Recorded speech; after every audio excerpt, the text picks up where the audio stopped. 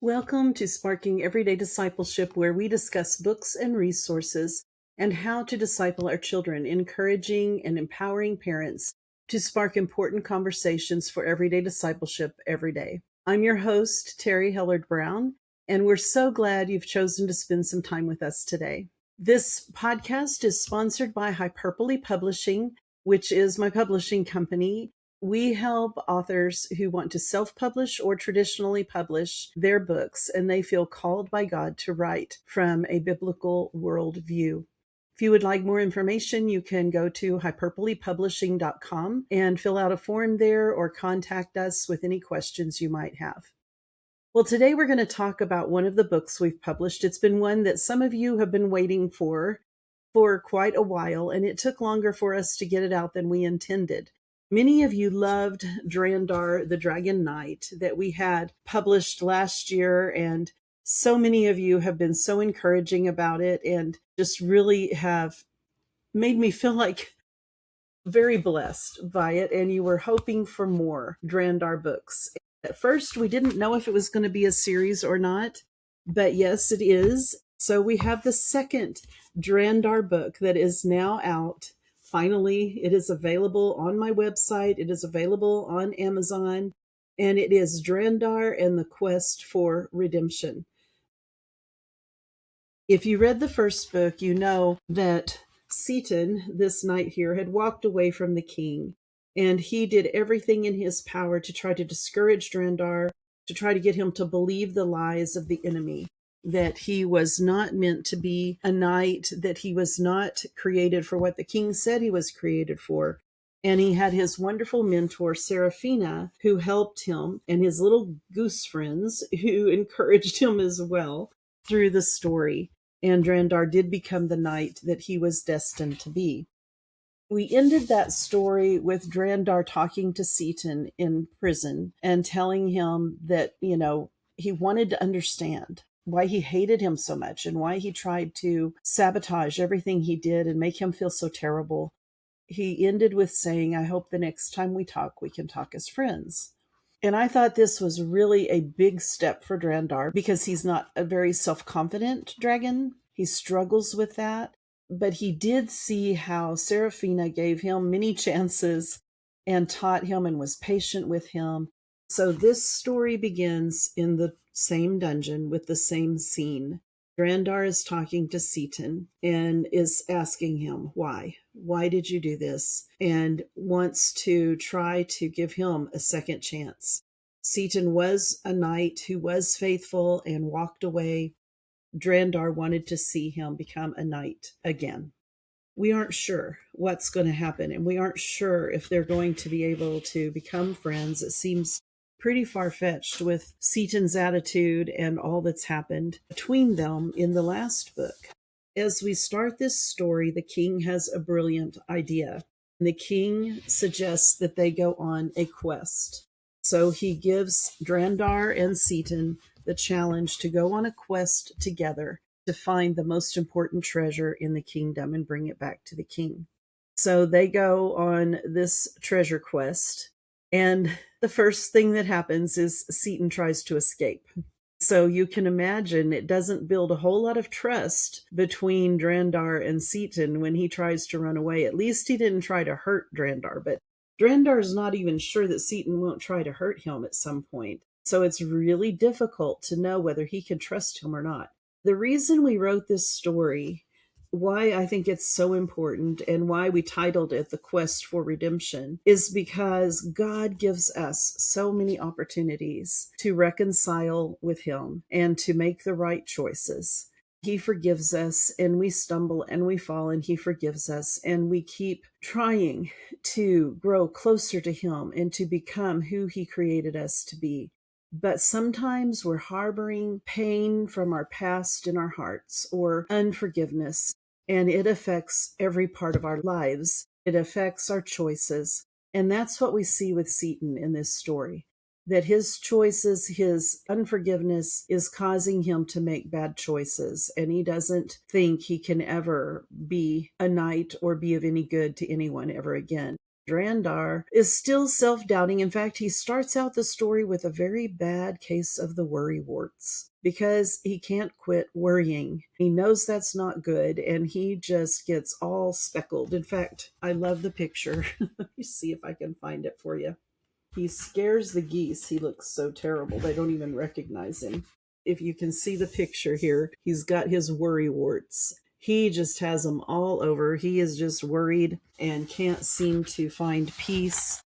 One of the fun things about this book is there is a QR code in the back of the book because one of the cooks sings this little song to Drandar to encourage him to not worry. So we have this QR code you can scan, and it takes you to the Worry Warts song. My husband and I wrote the song, and it's a little Irish jig type of a song, or British, I don't know. It's got a jig feel to it. Anyway, Drandar uses that song throughout the book to remind himself to trust God and not worry. So that's in the book too. This story is an adventure story. It is a story of a quest where Seton and Drandar go out as enemies, uncertain of what the future holds and if they can trust each other or not. And they return, and honestly, they return feeling like utter failures. But it's the quest for redemption. I think you can anticipate that at the end there is redemption. Even though they feel like they have failed, they find redemption. The reason that is so much a part of what I wanted to share with children is because redemption is so powerful. It is so amazing. God is so awesome and blesses us with grace that is beyond anything we deserve. He is merciful and does not give us what we deserve. We are so, so blessed. Redemption brings a healing that is deeper than any physical healing we can imagine. Redemption is reconciliation. Redemption is showing the value in any life, that we have value because in our lives, we are image bearers of God, and that He has a plan and a purpose for each of our lives that He planned before we were even born. So I just love to teach children about redemption and how God has a plan for each of our lives. And that plan begins with redemption. It is such a powerful and amazing blessing for us to grasp. You know, have you ever heard a story on social media or the news or whatever? When you see that redemption, you see that reconciliation, every heart, whether you're a Christian or not, your heart is touched by the power of redemption. Like I said, it is more than just grace and reconciliation. It's also putting worth upon a person and that they have value, that they matter. So I think this is such an important lesson for children to learn. I'm so excited to finally have this book out and available. I hope, especially if you've read Drandar the Dragon Knight, I hope you'll get it and be blessed by it. Like I said, you can find it on Amazon or on my website, terriehellard-brown.com. We also have the accompanying Bible study. We did not write a separate Bible study for the second book. We've considered it, and we may still do that. But for now, we have this one Bible study because the themes that are in this Bible study still resonate with both stories. So this is an 8-lesson study, 8-week study on discovering the Knight's Code. We have videos on my website that go along with this study. You can also find them on YouTube on my channel. So those are available. And if you can't find them, just email me and I'll send you the QR code that'll take you right to it, or the link that will take you right to it. In future copies of this book, I will have the QR code in it. But back when I printed this one the first time, I wasn't thinking about QR codes, but now we are. So you get a QR code in this book for the song. And I hope you enjoy the song. We love writing music, and it's just kind of fun to have a song to go with the book. Then I have an announcement. We thought that this would just be a 2-book series with the Bible study and didn't really intend to make it more. And yet God had other plans. I woke up one morning with the beginnings of another story just popped into my mind, and I wrote my notes down as fast as I could. And we are now working on book 3 of the Drandar series. It may only be 3 books. I don't know yet. If God has another one He wants us to write, But all of these are allegorical stories with a dragon, and a shy, awkward dragon who feels like he fails all the time, yet is still used by the king. That's what our lives are like too. Even though we fail, even though we're not perfect, our King Jesus uses our lives as well to bless others. And that's what we see in Drandar. So I hope you will check it out. I hope it will bless you and your family. This book is written for middle grade readers, for up through middle school, 9 to 12-year-olds. But if you are reading it together as a family, I think your 6-year-olds, 7-year-olds will enjoy it thoroughly. It is a fun adventure, and they run into thieves, they run into quicksand, they have all kinds of adventures as they are trying to find this treasure that the king has told them to find. If you are a child who's been waiting for this book to come out, it's available now. We can't wait for you to read it, and let us know what you think. Well, thank you for spending time with us today. If we sparked any questions or you want to share a comment, like I said, you can put those in the comment section of the show notes or on YouTube. We really do love to hear from you. I wanted to let you know that if you have not yet joined our mailing list, we do have some freebies that you can download with your very first email that you get from us when you sign up. I will put the link in the show notes. It's on my website, terriehellard-brown.com. And you can sign up for our monthly newsletter. Now, the monthly newsletter is called All Wired In and does match more with my other podcast, which is Mixed Needs Mama. That's where we talk about parenting neurodivergent and neurotypical kids in the same household.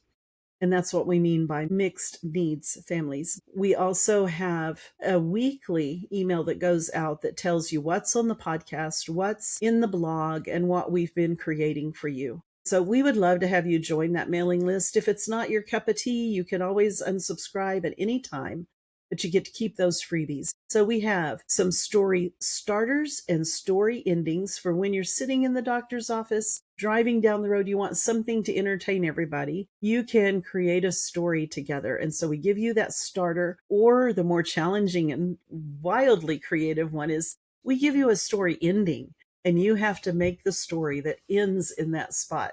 So you work together to do it. It usually causes a lot of giggles and a lot of fun.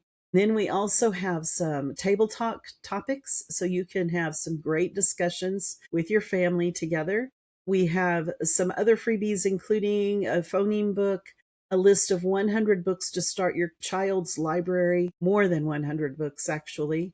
We try to include some for all ages, but it's mostly focused on the young children, with picture books and board books, but we do have some chapter books and stuff listed as well. We have those for you just to bless you so that you can just feel like we like you, because we do, and we appreciate you, and we want to bless you. That's the whole purpose we're doing this. We aren't making money at all. We're just, well, actually, I lied. We made 20 cents last month on this podcast. So I have not monetized. I'm just not good at that. I just love doing what I'm doing. And at some point, maybe we can monetize better. I don't know. This podcast has been a blessing to me from day one. We started in 2019 and we're still going strong. And last year, or this year, this podcast tied for third place in the SELA Awards for interview podcasts. What a blessing. Just totally excited that that happened. It just kind of encouraged me to keep going. You know, like I said, maybe at some point we will monetize and try to make some money from this podcast.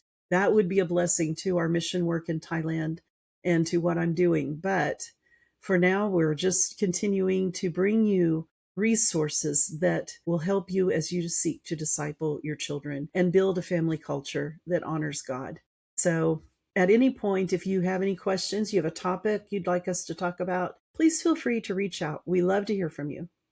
And of course, as always, we pray that you feel empowered, equipped, and encouraged to walk by faith and to embrace everyday discipleship every day with the children in your life. God bless you and have a wonderful week.